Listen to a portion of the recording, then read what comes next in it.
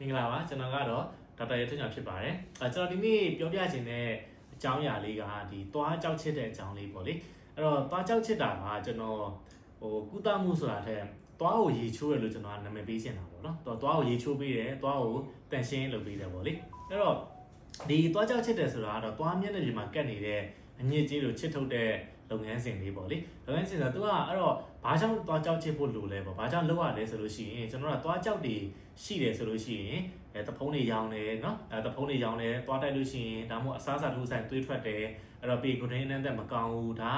ကရေတိုတွင်းမှာဖြစ်တဲ့ဟာလေးပေါ့နော်အချိန်တိုတွင်းမှာဖြစ်တယ်တဖြည်းဖြည်းနဲ့ကြာလာသွားတယ်ရှည်ကြသွားတယ်เนาะကြောက်တွေနဲ့အနှစ်နဲ့ချီပြီးနေတယ်ဆိုရင်တော့ရေစည်းကမ်းမျိုးရောဂါဖြစ်တာပေါ့နော်သွားတွေလှုပ်လာမယ်ပြီးရင်လှုပ်မယ်ရိုင်းမယ်เนาะအစားစားလို့မရဘူးဒါမျိုးလေးဖြစ်တတ်တာပေါ့လေအဲအကြောင်းလို့ကျွန်တော်ကသွားကြောက်ကလေးချစ်ဖို့လိုတယ်သွားကြောက်ကဒီတစ်နှစ်မှာ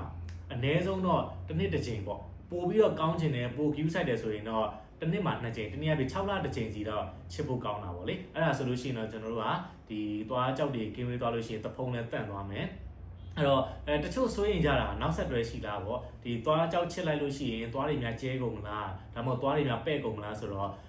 ဒီသွားကြောက်ချစ်တဲ့လုပ်ငန်းစဉ်မှာသွားကိုစားထုတ်တဲ့လုပ်ငန်းစဉ်မပါဘူးပေါ့အဲ့ဒါကြောင့်မို့လို့လုံးဝတေချာတာကတော့သွားကြောက်ချစ်လို့ရှိရင်သွားတွေမပဲ့သွားဘူးเนาะအဲ့တော့ဘာမှကျဲသွားတာပဲ့သွားတာမျိုးမရှိဘူးပေါ့လေအဲ့ဒါကြောင့်မို့လို့ဒီသွားကြောက်ချစ်တယ်ဆိုတာကလည်းကျွန်တော်တို့ဒါနေ့စဉ်ရေချိုးသလိုပဲကျွန်တော်တို့အနည်းဆုံးတော့နေ့တိုင်းတော့ရေချိုးပေးရတယ်အဲ့ကြောင့်မဟုတ်ရင်ဒါခန္ဓာကအနှံ့သက်တွေထွက်မယ်အဲ့ဒီသဘောအတိုင်းပဲဒီသွားတွေကလည်း6လတစ်ချိန်လောက်တော့ရေချိုးပေးဖို့ကောင်းတယ်တနည်းအားဖြင့်6လတစ်ချိန်လောက်တော့သွားကြောက်ချစ်ပေးဖို့တင်တာပေါ့နော်အဲ့အတွက်ကြောင့်မို့လို့ကိုယ်အနေနဲ့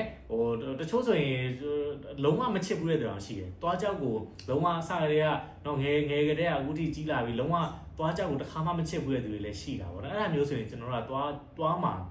အညစ်အကြေးတော်လေးအများကြီးစုနေတတ်တယ်အဲ့တော့6လတစ်ချိန်လောက်နောက်ဆုံး6လချိန်မချစ်တော့မှတစ်နှစ်တစ်ချိန်လောက်တော့သွားကြောက်ကိုချစ်ပေးရမှာပေါ့နော်အဲကြောင့်မလို့ကိုယ့်ကိုပြန်ကြည့်ပါအကယ်၍ကိုယ့်အနေနဲ့သွားကြောက်မချစ်ရသေးဘူးเนาะသွားကြောက်တွေမချစ်တာလည်းကြာပြီဆိုလို့ရှိရင်เนาะအဲ့တော့သွားစေးကမ်းမှာသွားပြီးတော့သွားကြောက်ချစ်ဖို့အတွက်အကြံပြုချင်ပါတယ်